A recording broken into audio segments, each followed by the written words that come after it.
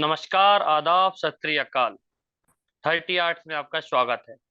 मैं हर्षित चौरसिया, मेरे साथ मौजूद हैं सजल साहू, उपेन थापक, सचिन कुमार और ऋतिक नायक। आज हम चर्चा करेंगे केकेआर और राजस्थान के बीच मैच की। आज मैच टेबल टॉपर्स के बीच था और लगा भी ऐसा कि मैच टेबल टॉपर्स के बीच में है। और बेहद रोमांचक मुकाबले में राजस्थान ने 2 विकेट से मैच जीता। आज 30 आवर्स में हम बात करेंगे द बॉस जोस बटलर की भी और सुनील नारायण की भी। तो मेरा प्रश्न पहला है सजल से। तो सजल बताएं, कहाँ हारी केकेआर? क्या था टर्निंग पॉइंट मैच का जहां केकेआर ने अपने हाथों से मैच गंवाया और राजस्थान के हाथों में मैच थमा दिया? देखिए, मुझे लगता है कि अगर ओवर कंपैरिजन करे राजस्थान और कलकत्ता नाइट राइडर्स की, तो जो केकेआर के जो रन्स आए हैं वो ज्यादातर आपको दिखेंगे 10वें ओवर के बाद। इससे पहले जो शुरुआती ओवर थे, जब पावर प्ले था, उसके बाद के जो 4 ओवर थे, उन्होंने जो बैटिंग है काफी वो साधारण की है, जो T20 के लिहाज से अगर कहा जाए। लेकिन उसके बाद जो इन्होंने रन बनाना चालू किया है, किसी ओवर में 15 रन, 13 रन, 23 रन, 16 रन तक भी मारे हैं। तो ये जो था, एक डिसाइसिव टोटल इन्होंने खड़ा किया था। लेकिन मुझे लगता है कि शुरुआती ओवर में जिस तरीके से उन्होंने बल्लेबाजी की है, आ, उससे कहीं ना कहीं ये जो है शॉर्ट ऑफ रन थे जो टारगेट देने में। क्योंकि अभी कुछ दिनों से हम ये कह रहे हैं कि 200 का टारगेट भी या 250 का टारगेट भी अब आईपीएल में बच नहीं पा रहा है।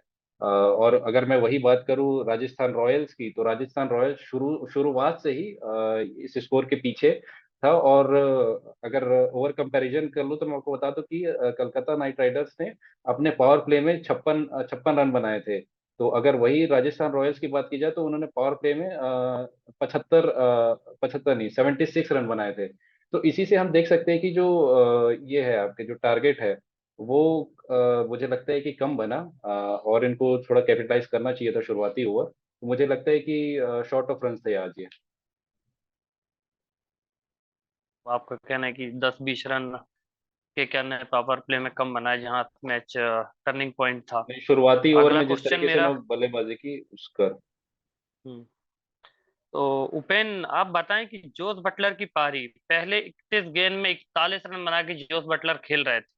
इसके बाद अचानक रौद्र रूप धारण किया और 60 गेंदों पे 107 रन बना दिए और अंतिम 46 रन उन्होंने अकेले बनाए। तो वो जोस बटलर के कॉन्फिडेंस के बारे में और उनकी सोची समझी और बिल्कुल सटीक पारी के बारे में क्या कहेंगे आप? देखिए हर्षित, जोस बटलर का 2 मैच पहले तक फॉर्म बहुत अच्छा नहीं रहा था। वो लगातार फॉर्म को लेकर संघर्ष कर रहे थे, लेकिन जैसे ही शतक आया एक, उसके बाद लगातार उनका जो कॉन्फिडेंस है वो बूस्ट हुआ। और इस मैच में उन्होंने एक ऐसी पारी खेली जो शायद सालों तक याद की जाएगी। क्योंकि ये सेकंड हाईएस्ट रन चेस है आरआर के लिए। इसके पहले भी आरआर ने रन चेस किया है, लेकिन ये उनके लिए सेकंड हाईएस्ट है। तो जॉस बटलर एक खिलाड़ी ऐसे हैं जिन्होंने अच्छा खासा रन चेस किया है इस बार। और जहां तक उनकी बैटिंग की बात है, पोजीशन की बात है टीम में, तो एक इम्पैक्ट प्लेयर के रूप में आना और फिर इस तरीके की प्रदर्शन करना, ये राजस्थान के लिए भी बहुत बेहतर है। और साथ साथ में जो बटलर है उनके जो फॉर्म के लिए बेहतर है, क्योंकि वो आगे इंग्लैंड के लिए भी खेलना है उन्हें। तो दोनों के लिए उनका कॉन्फिडेंस बहुत ही बढ़ा हुआ नजर आएगा। बिल्कुल उपेन। और सचिन, तो आप बताएं कि Sunil Narayan, the bowler, the batsman और द मोस्ट वैल्यूएबल प्लेयर, क्या कहेंगे सुनील नारायण के बारे में? अकेले आज लड़ते नजर आए, बॉलिंग से भी बैटिंग से भी, और लगातार अच्छी परफॉर्मेंस कर रहे हैं। तो बताएं सुनील नारायण के बारे में कि इतनी अच्छी देखिए आज परफॉर्मेंस और आज। देखिए आज जिस हिसाब से सुनील नारायण खेले, तो वन मैन आर्मी ही कहूंगा मैं। कि शुरुआत में देखिए जैसे कि फिलिप सॉल्ट आउट हो गए थे, उसके बाद उन्होंने अपने ऊपर प्रेशर हावी नहीं होने दिया। उसके बाद भी वो पावर प्ले का उन्होंने हाँ इस्तेमाल किया। उन्होंने अपनी विकेट गिरने नहीं दी। और जिस हिसाब से उन्होंने शतक लगाया, कहीं ना कहीं वन मैन आर्मी के रूप में ही आए। बॉलिंग में भी अकेले दिखे। अगर बॉलिंग में किसी और बॉलर का साथ मिलता तो परिणाम और हो सकता था, क्योंकि देखिए अंतिम में हर्षित राणा और वरुण चक्रवर्ती तो कारगर साबित नहीं हुए। सुनील नारायण देखिए, गौतम गंभीर का एक बहुत अच्छा मूव है। ओपनिंग उनको कराने का, और कहीं ना कहीं ये केकेआर के लिए बहुत सही साबित हो रहा है, क्योंकि इससे पहले ईश्वर अय्यर ओपनिंग करते दिखते थे। सुनील नारायण बहुत ही अच्छी बल्लेबाजी कर रहे हैं, और आने वाले टूर्नामेंट में केकेआर के लिए बहुत अच्छा साबित होगा, और कहीं ना कहीं टीम को प्लेऑफ में इससे बहुत मदद मिलेगी। हर्षित, बिल्कुल। मैं ये आपको हाँ। बता दूं कि जो गौतम गंभीर है, आज जब इनके जब पोस्ट मैच जब हुआ, सॉरी जब मिड मैच हुआ, जब नरेन से पूछा गया कि इस इनिंग्स के बारे में, तो उन्होंने थैंकफुल भी कहा, थैंक यू कहा गौतम गंभीर को कि उन पर फिर से भरोसा जताने के लिए, क्योंकि उनके आने के बाद उनको फिर से ओपनिंग का स्लॉट मिला और उनको कॉन्फिडेंस दिया गया टीम मैनेजमेंट में। बिल्कुल सजल, 2014-15 में जब भारत 13 में जब गंभीर का कप्तान थे, तो जिस तरीके का कॉन्फिडेंस उन्होंने सुनील नारायण और रसेल को दिया था, जब ऐसा मेंटर वापस आए तो बिल्कुल उतना कॉन्फिडेंस वो दोनों खिलाड़ियों में वापस दिख रहा है। मेरा अगला प्रश्न है ऋतिक आपसे। केकेआर दो मिस्ट्री स्पिनर जी। सुनील नारायण और वरुण चक्रवर्ती पहले मैच में हीरो लग रहे थे, लेकिन लास्ट के ओवरों में जिस तरीके से उन्होंने बॉलिंग की, वो मैच के क्या लगा, आपको लगता है कि वो विलन बन गए? एक स्टेट्स है, पहले 14 ओवरों में कलकत्ता के स्पिनरों ने 5 ओवर में 24 रन देके 3 विकेट लिए थे, लेकिन वही 15 से 20वें ओवर के बीच में स्पिनरों ने 3 ओवर किया और 42 रन दिया। क्या कहेंगे, दो मिस्ट्री स्पिनर, पहले हीरो और फिर विलन? देखिए ऋतिक। हर्षित, जहाँ तक बात बात कर रहे हैं हम लोग स्पिनर्स की, तो ये देखना होगा कि आखिर के 5 ओवरों में एक तो स्पिनर्स के लिए डालना बहुत मुश्किल होता है, क्योंकि उस टाइम पे जोस बटलर जैसा बल्लेबाज जब सेट हो, तो ऐसे में स्पिनर को गेंदबाजी करना बहुत मुश्किल होता है। लेकिन उसके बावजूद अगर आप देखेंगे पूरे मैच की परफॉर्मेंस, तो जो अगर आप फाइनल स्कोर कार्ड देखेंगे तो उसके अंदर 7.5 और 9 का इकोनॉमी है, दोनों गेंदबाजों का, दोनों स्पिनर्स का। जबकि आप फास्ट बॉलर्स का देखेंगे तो किसी का 12.5, किसी का 15.5 का इकोनॉमी है। और मिचेल स्टार्क जो आपके सबसे महंगे गेंदबाज है, जिनको आपने 25 करोड़ रुपए में खरीदा है, वो 50 रन दे गए हैं 4 ओवर में बिना किसी विकेट लिए। जबकि सुनील नारायण और वरुण चक्रवर्ती ने काफी अच्छी गेंदबाजी की है। हालांकि वो आखिरी के कुछ ओवरों में जब जोस बटलर जैसा बल्लेबाज सेट हो, ड्यू हो, तो गेंद को ग्रिप करना, स्पिन करवाना इतना आसान नहीं है। तो ऐसे में थोड़ा सा वो उस समय महंगे हो गए। लेकिन बेशक सुनील नारायण ने बहुत अच्छी गेंदबाजी की, वरुण चक्रवर्ती ने अच्छी गेंदबाजी की। इसी की बदौलत वो मिडिल ऑर्डर जो राजस्थान का था वो उसमें घुस पाए, और ये मैच इतना क्लोज गया। वरना जिस तरीके के फॉर्म में रियान पराग और रोमन पोवेल ने जिस तरीके की बल्लेबाजी करी थी आकर, ये मैच और जल्दी भी खत्म हो सकता था। तो बीच में अच्छी गेंदबाजी स्पिन डिपार्टमेंट ने की है, लेकिन इस मैच में जो खराब गेंदबाजी रही है वो फास्ट बॉलिंग डिपार्टमेंट जो आपका रहा है केकेआर का, उसने की है। वहां आप देखें कि 50 रन उन्होंने दिए 4 ओवर में, 4 ओवर में 45 रन जो हर्षित राणा ने दिए हैं, तो 100 रन लगभग लगभग 8 ओवर में इन दोनों ने मिलकर ही दे दिए हैं। तो ऐसे में आपका मैच जितना फिर मुश्किल हो जाता है, और स्पिनर्स इसमें ज्यादा कुछ रोल उसके बाद निभा नहीं पाए। बिल्कुल ऋतिक। ऋतिक के प्रश्न को एक्सटेंड करके मैं सजल आपके पास जाना चाहूंगा। तो क्या कहेंगे आप, श्रेयस अय्यर की कप्तानी की गलती है या फिर बॉलर्स की गलती है? स्पिनर्स पे भरोसा किया, लेकिन क्या सही था कि लास्ट ओवर पे, मतलब इतना ज्यादा भरोसा कि लास्ट ओवर पे आपके स्पिनर आपको मैच जिता सकते हैं? तो क्या कहेंगे, श्रेयस अय्यर की कप्तानी की कुछ गलतियां हैं इस मैच की हार पे, कि स्पिनरों पे इतना ज्यादा भरोसा अंतिम 2 ओवरों पे कर लिया उन्होंने?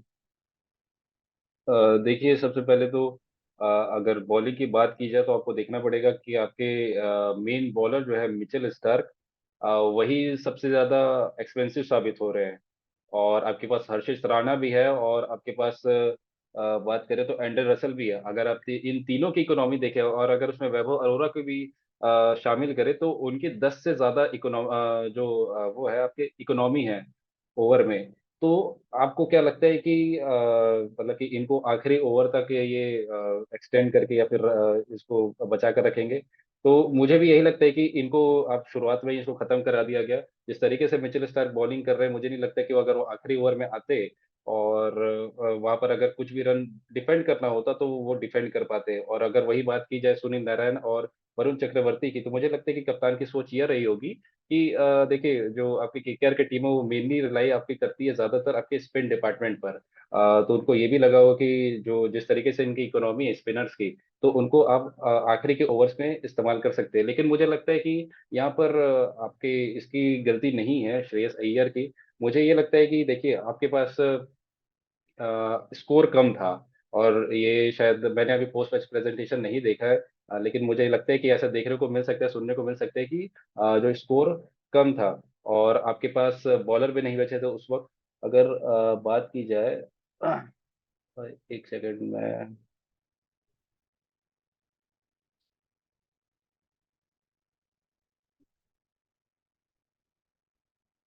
हाँ, आपके पास जब स्कोर ही नहीं बचा है तो आपके बॉलर किस तरीके से डिफेंड करेंगे। और अगर वही हम राजस्थान रॉयल्स के बैट्समैन की बात की करें, जब आपके रोमन पॉवेल हो गए और जिस तरीके से वो बल्लेबाजी कर रहे थे जॉस बटलर, तो मुझे नहीं लगता कि जो आपके स्पिनर्स उनके सामने टिक पाएंगे। रोमन पॉवेल जिस तरीके से हिटिंग कर रहे थे, तो जाहिर सी बात है आप के पास जो बॉलर है जो एक्सपेंसिव नहीं है, आप उन्हीं को इस्तेमाल करेंगे। और आपको बैक ऑफ द माइंड आपको ये भी पता है कि यार आपके पास स्कोर ही नहीं है बचाने को, तो आप क्या कर सकते हैं, जो आपके एक्सपेंसिव नहीं है उसको यूज करें। तो मुझे नहीं लगता कि इसमें कप्तानी की गलती है।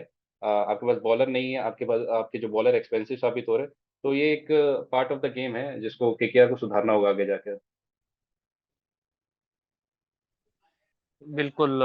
तो सजल के प्रश्न को मैं उपेन के पास एक्सटेंड करूंगा। तो बताएं उपेन, क्या केकेआर की बॉलिंग लाइनअप इस मैच पे एक्सपोज हुई है? क्योंकि मिचेल स्टार्क महंगे साबित हो रहे हैं, सुनील नारायण और वरुण चक्रवर्ती को जिस तरीके से यदि आप उनके ओवर फास्ट बॉलर के पहले खत्म करके दोनों को नीचे लाते हैं, तो वो अंतिम ओवरों पे उतने इफेक्टिव साबित नहीं हुए। हर्षित राणा पहले मैच में अच्छी बॉलिंग की, लेकिन आज थोड़ा महंगे साबित हुए। वैभव अरोड़ा, क्या कहेंगे, बॉलिंग केकेआर की आज एक्सपोज हुई है कि जितनी अच्छी पहले दिख रही थी अब उतनी अच्छी है नहीं? बताएं उपेन। देखिए हर्षित, इस जैसा आईपीएल चल रहा है उसमें केवल केकेआर की नहीं, बाकी सारी टीमों की बॉलिंग लाइनअप भी एक्सपोज हो गए हैं। अब भूलिए मत कि राजस्थान ने भी बराबर उनके ही रन बनाए हैं साथ में। सॉरी, केकेआर ने भी रन बनाए हैं बराबर से। चहल जैसे गेंदबाज और अश्विन जैसे गेंदबाज 50-50 रन दे रहे हैं अपने 4 ओवर में। तो आप इससे उम्मीद नहीं कर सकते कि केवल केकेआर की गेंदबाजी एक्सपोज हुई है। जहां तक मुझे लग रहा है इस आईपीएल पूरे में पिच ही ऐसी बनाई जा रही है जो बहुत ज्यादा बैटिंग फ्रेंडली है। गेंदबाजों के लिए कुछ नजर ही नहीं आ रहा है। मतलब हाईएस्ट पे हाईएस्ट स्कोर बने जा रहे हैं, बराबर से चेज भी होने की कोशिश हो रही है, और ज्यादा अंतर नहीं होता है जो सामने वाली टीम चेज कर जाती है। तो जो जहां तक केकेआर की बॉलिंग लाइनअप की बात है, मिचेल स्टार्क का जो सौदा रहा है वो केकेआर के लिए महंगा साबित होता दिखाई नजर आ रहा है। क्योंकि वो बहुत अच्छा प्रदर्शन नहीं कर पा रहे हैं। जो उनका नाम है उस नाम के अनुसार उनका प्रदर्शन नहीं निकल के सामने आ रहा है। और जहां तक बाकी जो मिस्ट्री स्पिनर्स की बात है, तो जहां तक सजल की बात से सहमत हूँ कि जब आपके तेज गेंदबाज इतना महंगे साबित हो रहे हो, तो वहां पे स्पिनर्स के अलावा आपके पास विकल्प भी क्या बचते हैं। उन्होंने भी रन दिए हैं बराबर से, क्योंकि जब हाई स्कोरिंग मैच होता है तब एक आध ही खिलाड़ी ऐसा होता है जो 30 से कम या रन देता है या फिर 30-35 तक रन देता है। बाकी सारे रन तो बनेंगे। तो बिल्कुल बैट्समैनों के लिए भगवान पिच हो रही थी, और जबकि बॉलरों के लिए कब्रिस्तान, तो दिक्कत है। मतलब हाँ, ये बात तो सही है। मैच बैट और बॉल दोनों से होना चाहिए और ये दिखना भी चाहिए। आप किसी के लिए हेवन नहीं बना सकते और एक के लिए इससे बिल्कुल कब्रिस्तान। इससे आपको एक बता दूं कि अभी कल ही पढ़ा था, हर्षा भोगले ने शायद जब पंजाब का मैच था तब जो चाहर है उनके बॉलिंग लाइनअप के, उन्होंने कहा था कि जो क्यूरेटर है वो 300 वाली पिच बना रहे हैं। तो और हर्षा भोगले का यह भी कहना है कि अब देखिए ये जो क्रिकेट है वो बल्लेबाजी और गेंदबाजी का गेम है। आप सिर्फ और सिर्फ एक तरफ भार देंगे तो एक तरफ जो है वो झुकता जाएगा। तो ये गलत है, आपको इस पर ध्यान देना चाहिए कि जिस तरीके से हमने शुरुआत में भी इसकी बात की थी शायद आपसे कि हम भले इस टूर्नामेंट को एंजॉय कर रहे हैं, लेकिन ये बॉलरों का कब्रिस्तान बनते जा रहा है। बिल्कुल, मैच तो बैट बॉल दोनों से होता है। हर्षा भोगले ने बहुत सही कहा। चलो सचिन, आपको बड़े खिलाड़ियों के बारे में बात करने के लिए आप प्रख्यात हैं, तो आपसे बात करेंगे मिचेल स्टार की। सबसे महंगे बिके और मैच में भी सबसे महंगे साबित हो रहे हैं। क्या इन्हें महंगाई पसंद आ गई है सचिन? जरूर। देखिए, महंगाई पसंद आ रही है जब भी 50 से ऊपर रन देके जा रहे हैं। अगर महंगाई पसंद नहीं आती तो इकोनॉमिकल रहते। पर देखिए मिचेल स्टार्क देखिए बड़े मैच के खिलाड़ी हैं, और मैच देखिए इससे पहले भी अच्छा परफॉर्म करा है। बाकी जैसे सजल ने बताया है कि पिच का, तो देखिए पिच अकेले स्टार की गलती नहीं कहेंगे हम, क्योंकि देखिए जो केकेआर का लाइनअप है सभी गेंदबाजों की गलती है देखिए, क्योंकि लाइन और लेंथ मुझे लगता है कि सबसे इंपॉर्टेंट चीज रहती है। और लास्ट ओवर में देखिए हर्षित राणा और वरुण चक्रवर्ती, तो कोई एक बॉलर देखिए अकेले मैच नहीं जीता सकता, पूरी बॉलिंग यूनिट को साथ में आना पड़ेगा। हम मिचेल स्टार्क पर अकेले ठीकरा नहीं फोड़ सकते कि आपके दम पर ही मैच हमने, मतलब आपको इतने करोड़ में खरीदा तो आप जिता के दें, पूरी यूनिट को साथ में आना पड़ेगा। बाकी मुझे लगता है कि मिचेल स्टार्क को थोड़ा सा बॉलिंग कोच को उनसे बात करनी चाहिए, और लाइन लेंथ पर उनको थोड़ा सा बताएं। और इससे पहले मैच में अच्छा खेले हैं, और देखिए वर्ल्ड क्लास बॉलर हैं, ऑस्ट्रेलिया से आते हैं, तो मुझे लगता है कि उनको ज्यादा हमको मतलब गाइड करने की कुछ नीड नहीं है, आने वाले मैचों में अच्छा प्रदर्शन करेंगे। बिल्कुल, लीड बॉलर हैं और दो इनएक्सपीरियंस बॉलर को अपने साथ लेके चलना है, तो उनकी परफॉर्मेंस केकेआर के लिए बहुत अहम साबित होगी। तो ऋतिक, ये रियान पराग आज बड़ी पारी तो नहीं खेली, लेकिन जिस तरीके का कैमियो उन्होंने किया है, 14 बॉल 34 रन, ये 242 का स्ट्राइक रेट, और सजल ने जैसे पहले बात की थी कि 6 ओवर में 76 रन जो आरसी राजस्थान ने बनाए, टर्निंग पॉइंट था उसके, उसमें मोमेंटम दिया रियान पराग ने। तो क्या एक और खिलाड़ी जो T20 वर्ल्ड कप में अपना दावा पेश करेगा? और रियान पराग की बल्लेबाजी के में क्या कहेंगे आप, ऋतिक नायक?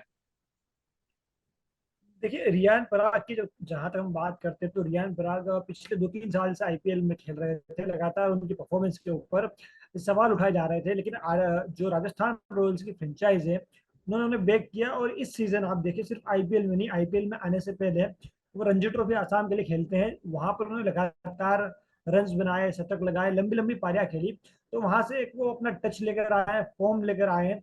उसके अलावा उन्होंने अपने खेल पर लगातार मेहनत करी है, मेच्योरिटी उन्होंने अपने गेम में दिखाई है, जिस कारण से आप देखिए इस सीजन में उनको इन सब का जो फल मिल रहा है। और बात करें जो डिफरेंस रहा राजस्थान के बीच और केकेआर के बीच में, तो आप देखेंगे कि सुनील नारायण ने काफी अच्छी बल्लेबाजी की, लेकिन उसके इधर अगर आप देखेंगे तो एंड में जो रिंकू सिंह थे वो अकेले पड़ गए, और स्टार्टिंग में भी जब बल्लेबाजी चल रही थी तो श्रेयस अय्यर जिस तरीके से आउट हुए, उसके बाद में लगातार आंद्रे रसल आउट हुए, और ये जो मिडिल ऑर्डर में भी कोई बल्लेबाज ऐसा साथ में चला नहीं पाया गेम को, जिसमें लगातार 10 रन 15 रन का जो आपको चाहिए होता है मिडिल ऑर्डर में, वो मिल नहीं पाया था।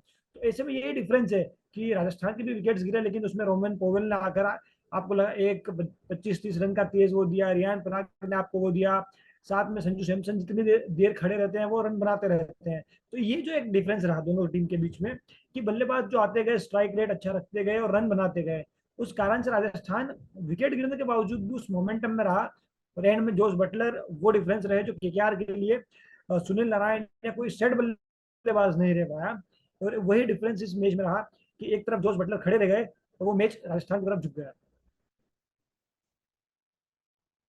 बिल्कुल।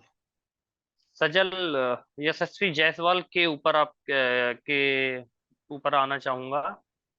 इंटरनेशनल में लगातार अच्छी परफॉर्मेंस की है, टेस्ट में अच्छी परफॉर्मेंस की है, T20 के इस बार आईसीसी मेंस T20 के अवार्ड विनर रहे हैं, और इस बार प्रबल दावेदार हैं ओपनिंग स्लॉट के लिए, लेकिन आईपीएल में परफॉर्मेंस नहीं हो रही है।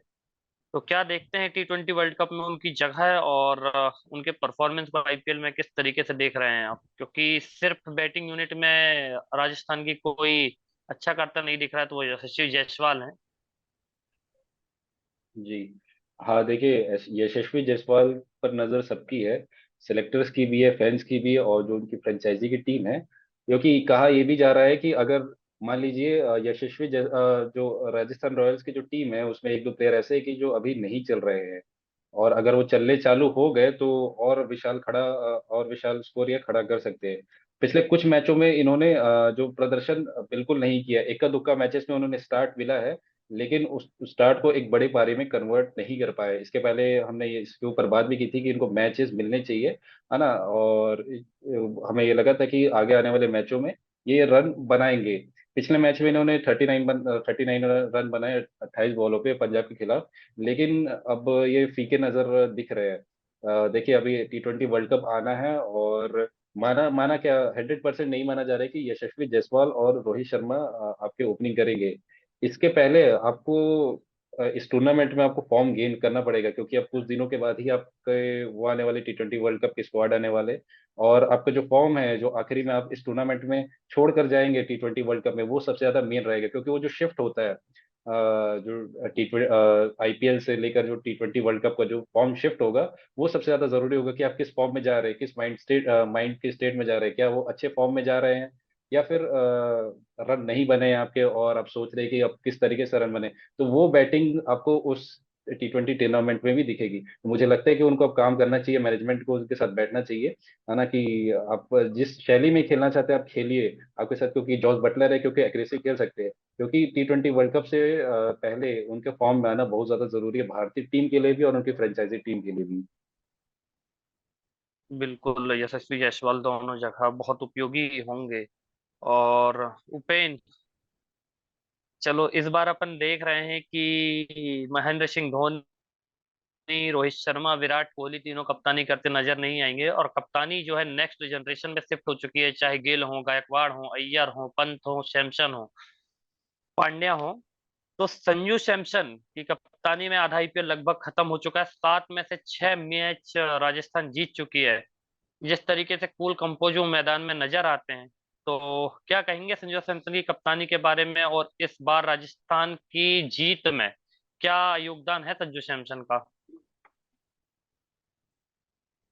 देखिए उपेन। संजू सैमसन अपनी जी संजू सैमसन अपनी घरेलू घरेलू जो टीम है उनकी उसकी भी कप्तानी करते हैं। राजस्थान ने उनके ऊपर जो भरोसा जताया था और उसकी जो उनकी व्यवस्था बनी थी वो बहुत तगड़ी बनी थी, मतलब उनकी जो फैन फॉलोइंग है उसको पूरा उसने किया था। एक सेकंड।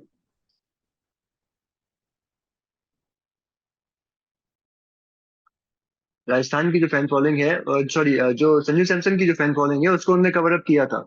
राजस्थान के लिए सबसे अच्छी बात यह है कि जो उनका विकेट, भारत में ज्यादातर धोनी के आने की वजह से जो विकेट कीपर बल्लेबाज होते हैं उनको कप्तान बनाने का एक ट्रेंड सा चला है, क्योंकि जिस जगह पे विकेट कीपर होते हैं उससे उनका पूरा ग्राउंड का कवर पता चलता है। संजू संजू सैमसन के साथ प्लस पॉइंट ये है कि वो अपनी कप्तानी करके आते हैं तो उसका थोड़ा सा एक्सपीरियंस लेके आते हैं, और जहां तक वो एक बल्लेबाज के रूप में भी टीम के लिए बेहतर साबित होते हैं। कई मैचों में उन्होंने बड़ी पारियां खेली हैं। उनका बैटिंग प्रदर्शन, जैसा मैं कहता हूं हमेशा, कि वो एक कंसिस्टेंट नहीं रहता है। कई मैचों में चलते हैं, कई मैचों में कम स्कोर बना के आउट हो जाते हैं। 2 मैचों में अच्छा प्रदर्शन आता है लेकिन उसके बाद 2-3 मैचों में उनका प्रदर्शन डाउन हो जाता है। वो दिक्कत है उनके साथ। बाकी उनका जो बॉलिंग एक्सचेंज है, बाकी टीम उनको जो मिली है, गंभीर की मुझे वो बात याद आती है कि आप एक खिलाड़ी की वजह से मैच नहीं जीतते, आप टीम की वजह से मैच जीतते हैं। उनको टीम भी एक बहुत तरीके की बहुत अच्छी मिली है, जिसमें बटलर और यशस्वी जायसवाल जैसे बल्लेबाज हैं, और चहल और अश्विन जैसे गेंदबाज हैं। तो टीम के साथ साथ कप्तान का जो बॉलिंग ट्रांजिशन है, जो बैटिंग ऑर्डर उन्होंने सेट करते हैं देखे हैं, वो ब्रिलियंट है। वो मतलब ऐसा है कि सब जो अच्छी अच्छी चीजें होती है वो उठा के संजू सैमसन की कप्तानी उस पर एक चेरी की तरह है, कि केक के ऊपर चेरी है तो केक भी बेस्ट है और फिर वो चेरी भी बेस्ट है। बिल्कुल उपेन, लेकिन टीम तो हार्दिक पांड्या को भी बहुत अच्छी मिली है। तो चलिए सचिन, अब आपसे बात करते हैं रिंकू सिंह। कैसा फिनिशर, जब आप चेस कर रहे होते हैं तो कमाल बल्लेबाजी करते हैं। यदि आप पहली बल्लेबाजी करते हैं, आपकी स्कोर, आपके बोर्ड में जो भी स्कोर लगा है उसे और तेज करने के लिए और ज्यादा बढ़ाने के लिए रिंकू सिंह ऐसा फिनिशर, और इनका मुकाबला करते नजर आ रहे हैं शिवम दुबे। तो किसे आप देखते हैं वर्ल्ड T20 कप, विश्व कप के स्क्वाड पे, और कैसा देखते हैं दोनों का आईपीएल? देखिए, अगर अभी आईपीएल की बात करें तो शिवम दुबे थोड़े से रिंकू सिंह पर भारी नजर आ रहे हैं। बट अगर हम ओवरऑल इंटरनेशनल करियर की बात करेंगे तो फिर रिंकू सिंह उन पर ज्यादा भारी है, क्योंकि रिंकू सिंह का अगर अभी तक अंतर्राष्ट्रीय करियर देखा जाए, जितना उन्होंने खेला है तो अच्छी पारियां खेली हैं। तो जहां तक कि मेरी सोच है, मैं रिंकू सिंह को ज्यादा वरीयता दूंगा। क्योंकि देखिए, जो इनका एक माइंड सेट रहता है किसी भी स्कोर को लेकर, क्योंकि जो भी इनको किसी भी सिचुएशन में बैटिंग मिलती है, अगर 17वें ओवर में आते हैं तो उनका एक सिंपल क्लियर माइंड सेट रहता है कि आते उनको हिट करना है। तो एक वो फ्लेक्सिबल रहेंगे किसी भी बैटिंग पोजीशन के लिए। तो मैं रिंकू सिंह को ज्यादा वरीयता दूंगा। और जो उनके शॉर्ट सिलेक्शंस होते हैं, आप सभी वाकिफ है कि उन्होंने वो 5 ओवर में यश दयाल को 5 छक्के मारे।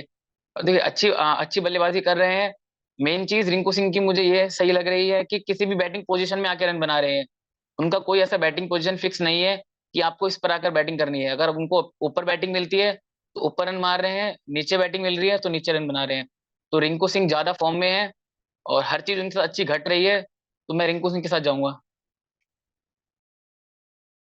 चलिए सचिन, ऋतिक, क्या हो सकती है टेबल की स्थिति? अभी आधा लगभग आईपीएल खत्म होने वाला है और दोनों टीमें अभी टॉप टू पे थी।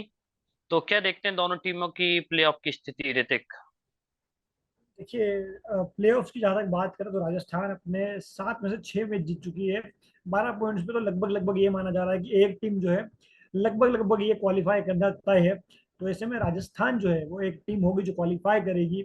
बाकी टीमों की बात करें अगर, तो आप देखिए एक यहाँ से केकेआर भी बहुत मजबूत टीम है। उसके अलावा हैदराबाद जिस तरीके का क्रिकेट खेल रही है, लगातार बड़े स्कोर बना रही है और उस अच्छे तरीके से क्रिकेट खेल रही है, तो माना जा रहा है कि हैदराबाद के भी चांसेस बहुत ज्यादा है।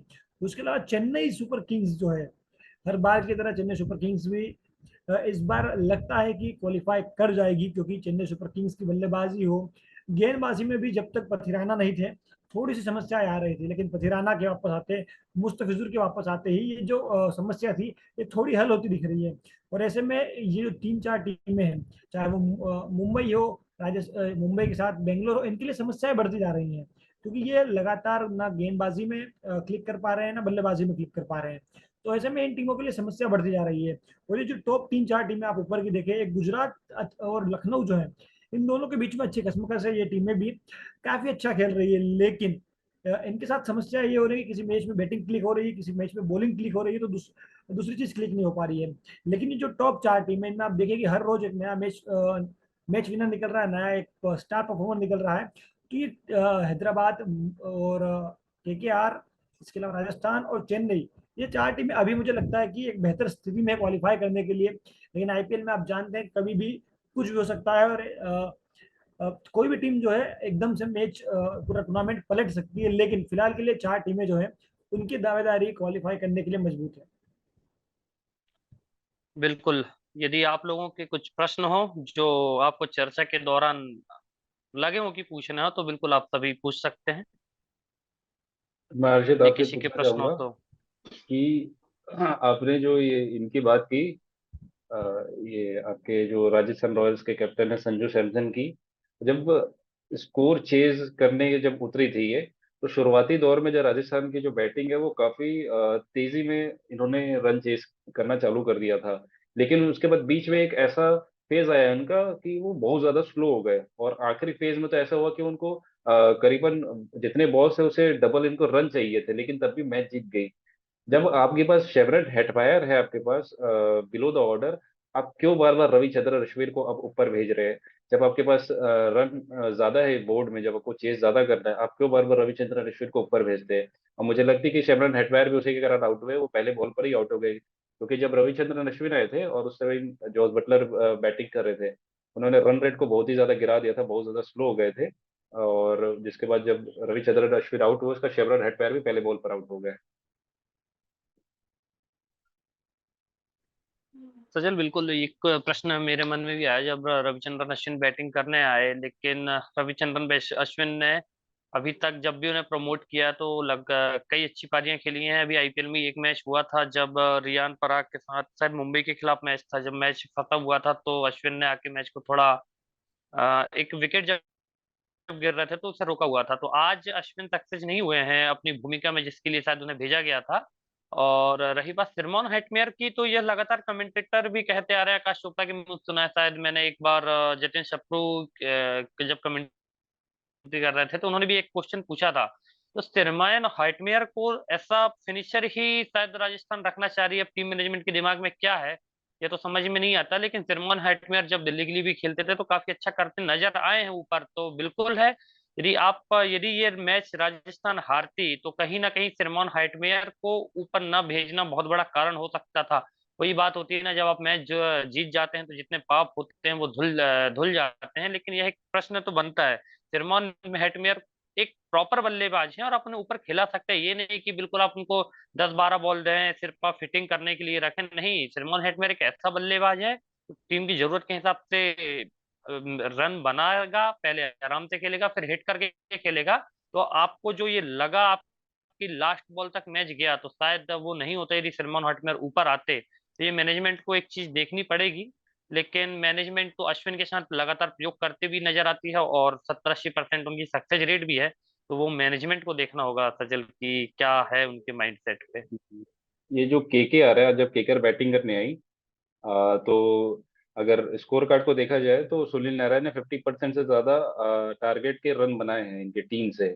और बाकी अगर नीचे टीम की बात की जाए तो हम ऐसा तो कहते हैं कि यार ये बहुत बड़ी टीम है। उनके पास श्रेयस अय्यर है, एंड्रे रसल है, रिंकू सिंह है। रिंकू सिंह ने बल्लेबाजी की, लेकिन नीचे उनको ज्यादा बॉल नहीं मिला और जल्दी आउट हो गए। हम श्रेयस अय्यर की बात करते हैं। श्रेयस अय्यर जैसे कि दूसरे की टीम में अगर मार्करम है, मयंक अग्रवाल है, या फिर सीएसके के आपके जो अजिंक्य रहाणे हैं, ये उसी तरीके की जो पारी है वो खेलते हुए दिख रहे हैं हम लोग को कुछ मैचों में। हमने इनको इसलिए कुछ मैचों से हमने इसको नजरअंदाज किया हुआ है क्योंकि आपके पास स्कोर जो है इनको छोटा चेस करना होता है। तो आप छोटे जब स्कोर चेस करते हैं तो आपके ऊपर रहता है कि आप किस तरीके की किस शैली में बैटिंग करते हैं, आप धीरे बैटिंग करें या एग्रेसिव बैटिंग करें। लेकिन श्रेयस अय्यर एक बड़ा कंसर्न इस टीम के लिए भी, खुद कप्तान है, लेकिन उनके बल्ले से रन नहीं आ रहे हैं। अगर रन आ भी रहा है तो वो ऑलमोस्ट रन अ बॉल है, या फिर स्ट्राइक रेट उनका काफी कम है। हर्षित। बिल्कुल श्रेयस अय्यर भी एक परेशानी की परेशानी हो सकते हैं। और उसके साथ साथ एक और खिलाड़ी भी है श्रेयस अय्यर के साथ साथ वेंकटेश अय्यर। वेंकटेश अय्यर भी उतना अच्छा करते नजर नहीं आ रहे हैं। उनकी जगह मुझे लगता है नीतीश राणा को एक बार मौका दें। और बात अपन करें श्रेयस नीतीश अय्यर की, राणा गायब है। बिल्कुल श्रेयस अय्यर पता नहीं मुझे लग रहा है। हाँ। नीतीश राणा गायब हाँ है, उनके नीतीश बारे में अभी कोई राणा तो खबर गायब नहीं है। है भी। हाँ। और क्या कहते हैं अपना श्रेयस अय्यर की बात करें तो बिल्कुल श्रेयस अय्यर वो वैसी बैटिंग करते नहीं है नजर नहीं आ रहा है जिस तरीके के मार्कराम कर रहे हैं या फिर अ, दूसरे बल्लेबाज कर रहे हैं। पता नहीं उनका क्या फंसे फंसे नजर आ रहे हैं। उनकी भूमिका तय नहीं हो पा रही है कि क्या है, क्योंकि कभी आप देखेंगे 10, 11, 12, 14 इस टाइप की रन है श्रेयस अय्यर के पूरे आईपीएल में। तो मुझे समझ में नहीं आ रहा कि श्रेयस अय्यर की क्या भूमिका तय नहीं हो पा रही है या फिर वो सिर्फ कप्तानी के लिए खेल रहे हैं। कप्तानी में भी वो एक्टिवनेस मुझे श्रेयस अय्यर की अभी तक उतनी नजर नहीं आई है जितना कि मतलब एक कप्तान की दिखती है। तो श्रेयस अय्यर का पता नहीं, मुझे समझ में नहीं आ रहा कि किस तरीके की बल्लेबाजी वो कर रहे हैं, किस तरीके की चाह है, या फिर दूसरे सिर्फ मतलब जिस तरीके से कहते हैं ना कि आप खेलो, मतलब टीम को आगे ले जाके खुद पीछे वो कर रहे हैं कि भाई आप लोग करो, आपके ऊपर विश्वास दिखा रहे हैं एक बैट्समैन के ऊपर कि आप कर सकते हैं। तो मुझे श्रेयस अय्यर का सही में मुझे भी समझ में नहीं आ रहा कि किस क्या है, क्या दिक्कतें हो रही हैं, या फिर वर्ल्ड कप का ज्यादा प्रेशर ले रहे हैं कि मतलब आउट ऑफ टीम लग रहे हैं। तो क्या है, मुझे इसका कुछ ज्यादा समझ आ नहीं रहा सजल। श्रेयस अय्यर के एक अंतर बने हुए हैं। यदि श्रेयस अय्यर करते नजर अच्छा करते नजर आएंगे निश्चित ही केकेआर जो जितनी मजबूत अभी लग रही है बहुत तो और मजबूत लगेगी। लेकिन श्रेयस अय्यर को भी यशस्वी जायसवाल के जैसे वापस जल्द ही फॉर्म में आना पड़ेगा सजल। ठीक है, मेरा आखिरी सवाल, 3 मिनट बचे हुए हैं। सचिन, ये बताइए, जो आंड्रे रसल है, वो आंड्रे रसल जिस तरीके से हिट मार रहे थे इस टूर्नामेंट के शुरुआती दौर पर, वो अब नहीं दिख रहे उस तरीके से खेलते हुए। जो ईशांत शर्मा ने उनको जो बोल्ड किया था, उस मैच के बाद से वो चले ही नहीं है। आगे आने वाले 3 मैचों में क्या हो गया उनको? क्या दिक्कत है? क्या बैटिंग नहीं मिल रही है, या फिर उनको ऊपर आने की जरूरत है? क्या है? नहीं देखिए, बैटिंग तो उनको पूरी मिल रही है, आज खेले हैं, आज जल्दी उनको मौका मिला है।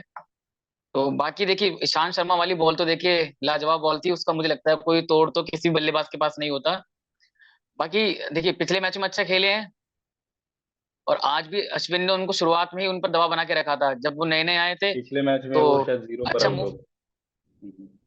गए। हम्म। आज के मैच भी उनको अश्विन ने अच्छा फंसाया था, शुरुआत में उनको दबाव बना के रखा।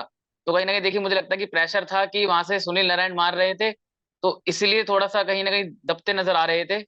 पर देखिए, हम्म। वर्ल्ड क्लास प्लेयर हैं, उनकी हिटिंग से सभी वाकिफ हैं। अच्छा करेंगे केकेआर के लिए, और अगर ये रन बनाते हैं और रिंकू सिंह रन बनाते हैं तो दूसरी टीमों के लिए खतरा बन सकते हैं। ठीक है हर्षित, अब वाइंड अप कर दीजिए। तो हम सब मौजूद थे आज की चर्चा पे केकेआर वर्सेज राजस्थान। ऐसे ही मैचों के पोस्ट प्री मैच कन्वर्सेशन देखने के लिए हमारे साथ बने रहिए 30 आर्ट्स पे।